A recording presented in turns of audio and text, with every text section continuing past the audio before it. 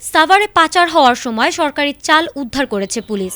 ভোররাতে ঢাকা আরিচা মহাসড়কের সাভারের পাকিজা থেকে ট্রাকসহ চাল উদ্ধার করা হয়। এ সময় ৩৬১ বস্তা ও এসএম এর চাল উদ্ধার করা হয়।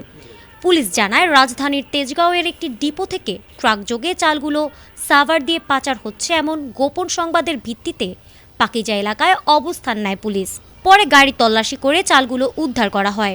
এ সময় গাড়ির চালক, হেলপার সহ ৩ জনকে আটক করা হয়।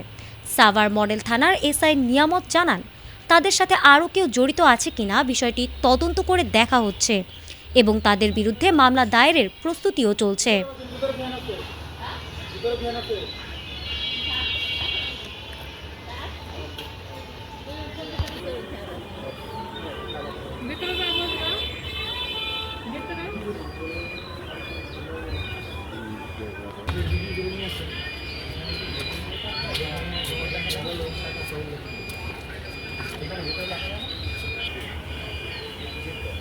আছে তো বাইরে দিয়ে নিতে